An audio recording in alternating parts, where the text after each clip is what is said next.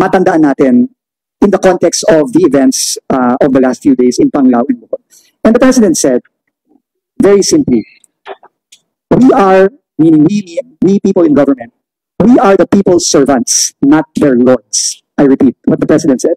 We are the people's servants and not their lords. Kami po ay mga taong itinalaga ng ating mahal na Pangulo sa gobyerno para magsilbi sa ating mga kababayan.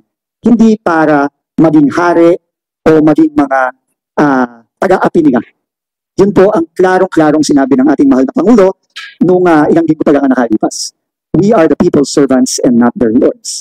No? And it is in that context that I would like to announce on behalf of the Department of Transportation and the Land Transportation Office that we are effective today dismissing the law enforcers involved in the incident in Panglao, Bohol.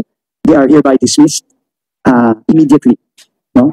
Hindi na po natin, kinonsulta ko na po si Asik Tigor, si Asik Jojo, si Yusek Mon, hindi na po natin kailangan patagalin pa to. Based on the information gathered by Assistant Secretary Jojo Reyes, we are now making that very clear announcement. Now, they will be dismissed. This is without prejudice to future cases that may be filed depending on the outcome of further investigation. Pero ngayon pa lang po, ina-announce na po namin na sila po ay dismissed na. Hindi po natin pwedeng payagan na ang ganitong klaseng behavior ay manggagaling sa mga kawani ng ating pamahalaan. Kahit na po, mayroong mga reports, halimbawa, na medyo nakainom po si Mang Bert, no, 57-year-old farmer from Panglao, Bohol, si Ginoong Erifredo Velasco, si Mang Bert, na nakausap po mismo niya si Jojo kasama ng kanyang pamilya sa ospital nung Sabado ng gabi.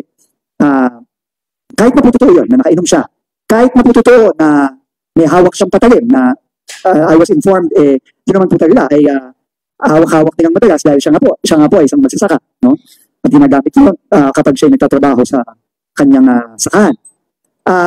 Kahit na po, kung lumabas sa ating investigasyon na talaga siya nakasakay sa isang kolorong na motorsiklo, kahit na po lahat yun, wala pong mag-justify sa nakita nating dahas na ipinakita ng ating mga law enforcers. Kaya po, yun po ang basihan ng aming desisyon ngayon.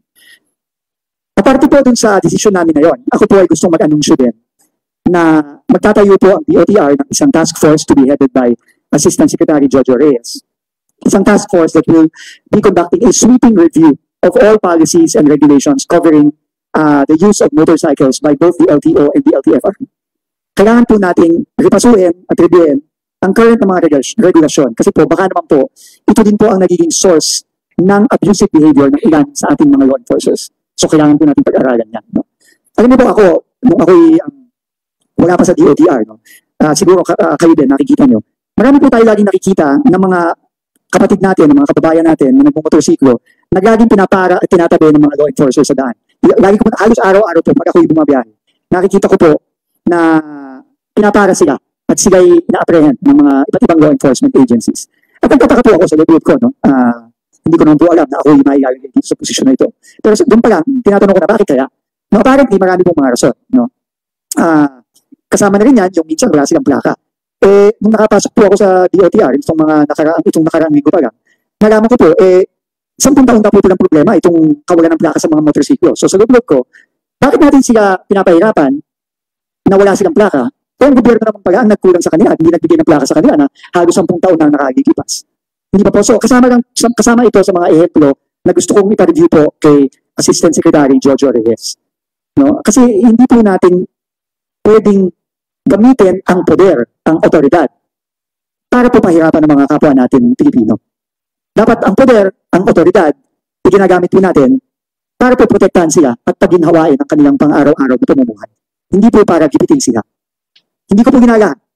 No? Marami po tayong mga enforcer dyan na maayos, matitino, at gusto lamang magserbisyo sa ating mga kapwa Pilipino. Pero meron din po, kamukha nung nakita natin sa Panglao, na medyo sobra naman po. No? Kahit na po nag-violate, kahit na po may ginawang mali, it is incumbent on law enforcers especially to always exercise maximum tolerance. No? Hindi po pwedeng gano'n. No? 5 po sila, tama ba ako, Jojo? 5 po sila, nag-iisa po si Mang Bert. No, nakita naman po natin kung ano nangyari. No? Hindi ko na kailangan ulitin o i-describe pa sa ating mga tagapakinig, tagapanood.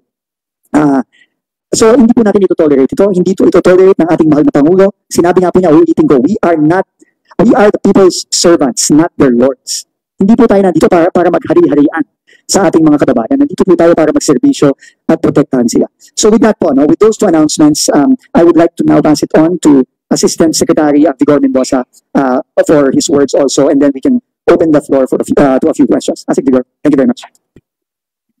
Thank you, Secretary.